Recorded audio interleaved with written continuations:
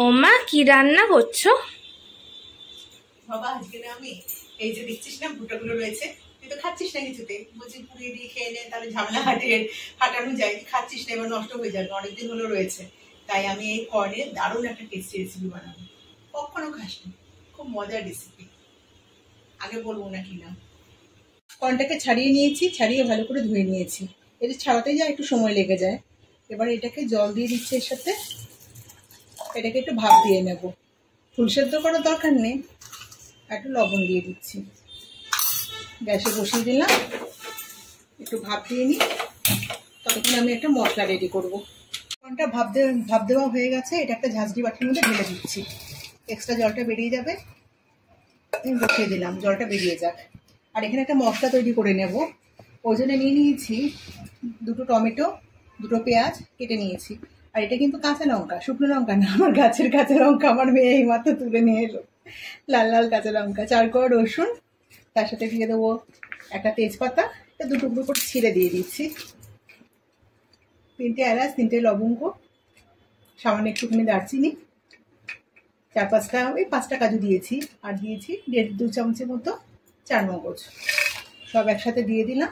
এর সাথে দেবো 1 কাপ মতো জল, বেশি জল দেবো না। এবার এর মধ্যে এটা গ্যাসের মধ্যে বসিয়ে দিলাম, দিয়ে দেবো 1 চামচ লবণ। লবণটা না দিলে কিন্তু তাড়াতাড়ি এটা সেদ্ধ হবে না, টমেটোটা নরম হবে না, পেঁয়াজটাও ভালো সেদ্ধ হবে না। আর এই সামান্য একটুখানি রিফাইন অয়েল আমি ছড়িয়ে দিলাম, এটা ঢেকে আমি এটাকে সেদ্ধ করে নেবো। যখন শুকিয়ে যাবে জলটা তখন আমি এটা নামিয়ে নেব। মশলাটা সেদ্ধ করে ঠান্ডা করে নিয়েছি, এবার এটাকে আমি বেটে নেবো। শুধু তেজপাতাটাকে ফেলে দেবো, তেজপাতাটা দেবো না। এই মিক্সিং বলে নিয়ে নিচ্ছি, একটা মিহি পেস্ট করে নেব। পেস্ট করেছি, এবার এটাকে ছেঁকে নেব। একইভাবে আরও অর্ধেকটা রয়েছে কড়াইয়ে, সেটাও পেস্ট করে নেব, সব একসাথে ছেঁকে নেব। মশলাটাকে পুরোপুরি ছেঁকে নিয়েছি, বেটে করে ছেঁকে নেওয়া হয়ে গেছে।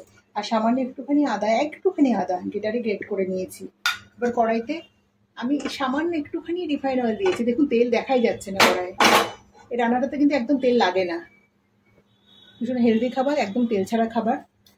তেলটা গরম হয়ে গেছে, গ্রেট করা আদাটা এর মধ্যে দিয়ে দিলাম, একটুখানি নেড়ে নেব। আদাটা একটুখানি নেড়ে নিলাম, নেড়ে নেওয়া হয়ে গেছে। এবার সেদ্ধ করে রাখা কর্নগুলোর মধ্যে সবগুলো দিয়ে দিলাম।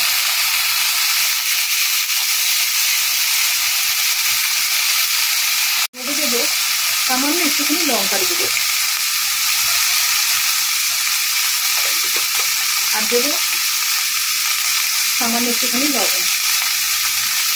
লবণ দিয়ে যেহেতু আমি কর্নটা একটু ভাত দিয়েছি, এখন সামান্য লবণই দেবো।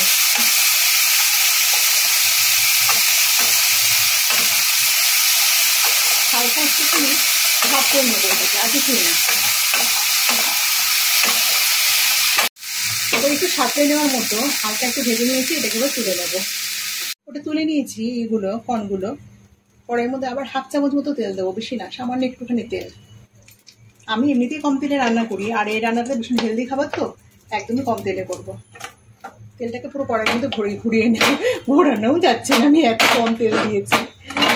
তেল গরম হয়ে গেছে, এবার আমি মশলাটাকে দিয়ে দেবো। ছেঁকে রাখা মশলাটা পুরোটা আমি মধ্যে দিয়ে দেবো। মশলাটাকে একটুখানি ভেজে নেব, মানে একটুখানি ফুটে উঠবে মশলাটা ততক্ষণ। আর এই বাটিটার মধ্যে যেটুকুনি লেগেছিল, ওই যে মশলাটা ফুটে উঠেছে, এবার বাটিটার মধ্যে জল দিয়ে বাটিটা ধুয়ে এর মধ্যে জলটা পুরো দিয়ে দেবো, কারণ বাটির মধ্যে মশলাটা লেগেছিল। এটাকে আমি ফুটতে দেবো, আর দিয়ে দেবো অল্প করে লবণ।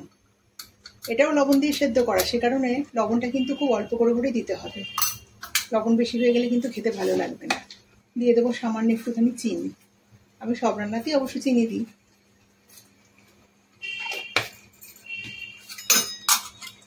ফুটতে শুরু করেছে, এবার আমি কর্নগুলোকে এর মধ্যে ঢেলে দেবো।